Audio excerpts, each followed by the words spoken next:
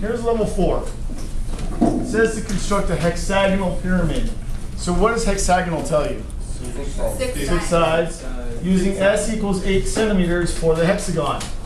Add isosceles triangles of base equals 8 and height equals 8 centimeters. So if the base is 8 and the height is 8, are they equilateral? Yeah. Think about it. Yeah. Okay, everybody's wrong, but at least you agree. Take a look at this. We've got a hexagon. So basically, how long is each side of this hexagon? 8 centimeters. 8. Now we're adding these triangles. The triangles are isosceles triangles, right? Yeah. So if they were equilateral, this would be 8, right? Yeah. Is this 8? No. No, what's 8? The height. This. Oh. See? After all, if they were equilateral, it wouldn't make a pyramid. You'd end up with triangles that were exactly like the triangles that we used to construct the hexagon to begin with. Okay? No, that's right, because they would fall in. They would fall in and collapse and fit perfectly on top, so it would be completely flat. Can you picture that? Because it would come right down and they'd all touch in the middle, and that wouldn't be a pyramid at all. So, think about this. Are these going to be more than 8 or less than 8? More than 8. Okay. And this is the height of the triangle. Is it? That's the slant height. It's the slant height of the pyramid. That's correct. Okay. Does everybody understand that? Yes. All right. Cool. Now we've got some crazy trigonometry to do. But anyway, for the triangle, let's just do a quick one. If this is 8, what we'll do is construct a perpendicular bisector. And we'll measure that this is 8 right here. That will give us our isosceles triangle.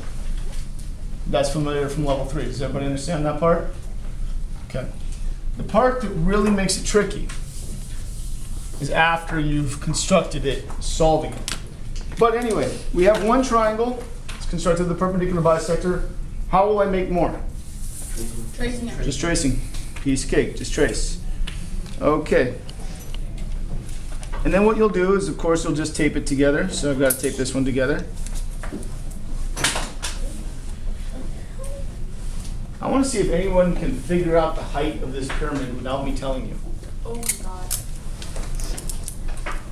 I think you can probably picture it, but it's tricky. The height of the pyramid. How tall will it be?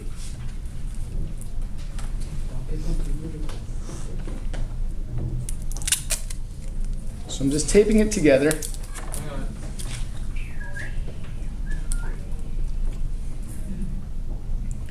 This is where we get really into the visuals.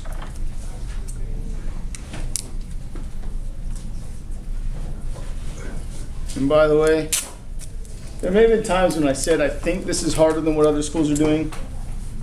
Now I know this is harder than what other schools are doing.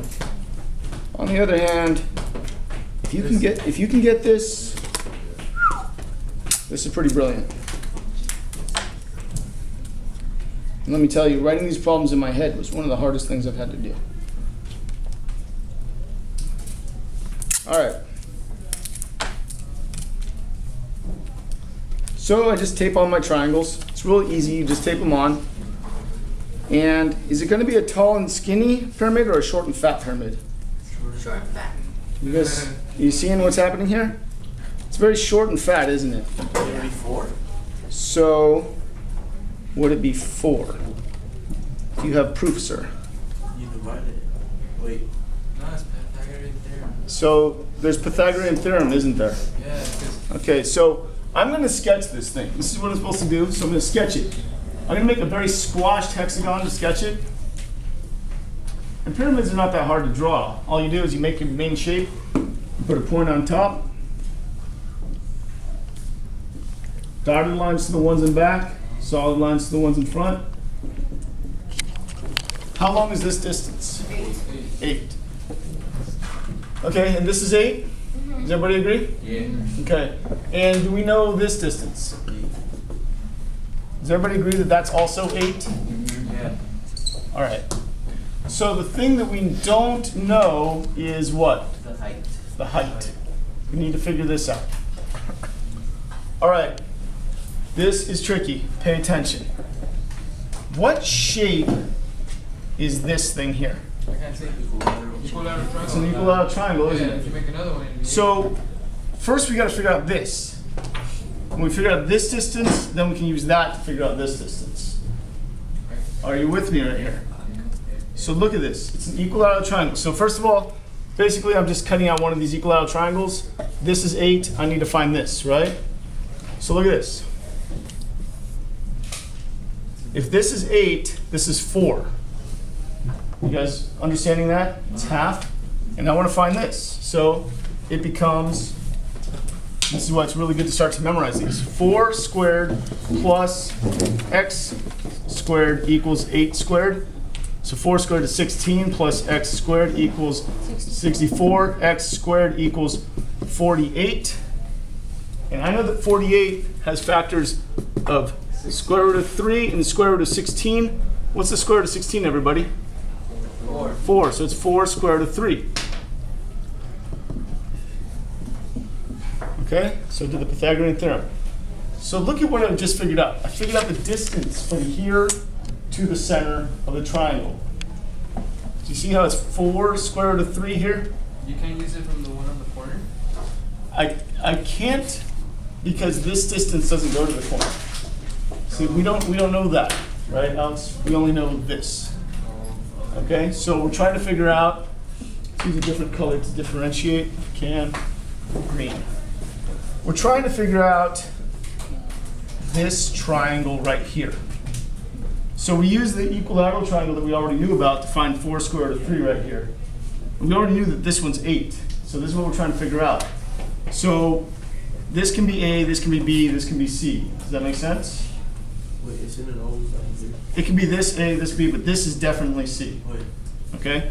So what we've got here, we'll do h squared plus 4 square root of 3 squared equals 8 squared. Don't get intimidated because we're really close to having a solution right now. Okay. What's 4 squared, everybody? 16. 16. What's the square root of 3 squared? 3. 3. So what we have is h squared plus what's 16 times 3? 48 is correct. So h squared plus 48 equals 64. So we subtract 48 from both sides. We get h squared equals 16. Therefore, h equals 4. 4. 4. So h equals 4. And what's the slant height again? 8. And side length is? Side length, that's easy. 8. Okay. The surface area, we've got to do the area of the base. So that's the area of that triangle down there. Or sorry, the area of the hexagon. So what it is 6s over 2 squared square root of 3. You guys understand that? Yep. It's 6 triangles, right? Yep. So what's s here? 8. 8. What's 8 divided by 2? 4. 4. What's 4 squared? 16. 16. 6 times 16 is 96 square root of 3 plus these triangles. Well, how many of these triangles do we have? 6. 6. What's the base of these triangles? 8. What's the height of these triangles? 8. 8. So it's plus 6, 8 times 8 over 2.